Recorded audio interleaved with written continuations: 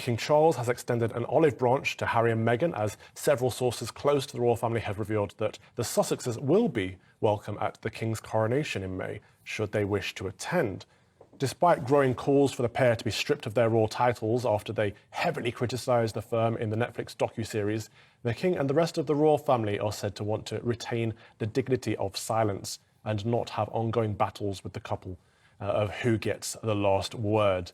And to give his word on this is royal commentator Rafe Heydel-Mankoo. Rafe, my old debating buddy, good to have you on here today. A pleasure. What a mess this whole situation has been. I think the royal family are probably right to keep their dignity of silence, aren't they? I think that's very important, by rising above it in this way and also by carrying on their duty of service. I think the contrast speaks volumes. Yes. It makes the Sussexes look like they're small-minded, petty and bitter. But what we also know now is that they seem to be appalled that they didn't get the similar apology that Lady Hussey gave to Ngozi Fulani. So as a precondition for actually attending the coronation, they're now demanding an apology from the King and the Prince of Wales. Which I think is... Apology for what? I think it's quite outrageous. And what they're doing, essentially, is trying to deflect attention away from the coronation onto themselves, you know? On a spiritual and temporal level, both ceremonially and constitutionally, the coronation is our most important national event, a great time for national unity, national celebration.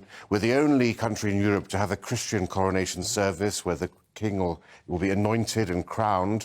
It's a sacrament as much as taking holy orders. Absolutely. And it's a great time for the nation to come together.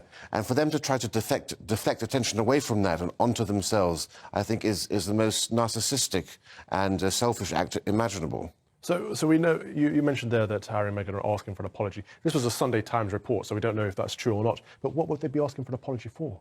Well, you might very well ask that. For the way in which they've been treated, for the way in which they believe, allegedly, that William bullied them out. I mean, it's a nonsensical thing. If anything, they should be the ones on bended knee, seeking forgiveness, not only from the monarchy, but from the entire British nation for stating that Britain is institutionally racist and that the Brexit vote was founded upon racism. Wholly untrue. Well, everything that they've done recently has been to alienate Britain in order to capture the American market. I think they've realised that Britain is now a no-go zone for them. Yeah. But to sell out your country, you know, I'm just glad that the Queen isn't here to see this, to see her own grandson betray her legacy, betray his family, and traduce the institution that gave him and his wife everything, and upon which everything that they have, all of their wealth, continues to rest. And again, to do this to his father at a time where we're in the sensitive period of transition. The succession isn't complete yet. The whole point of this period is to try to create a positive atmosphere for the coronation, and they're doing everything they can to block that. Well, Rafe, what was your most outlandish moment from that awful docu-series?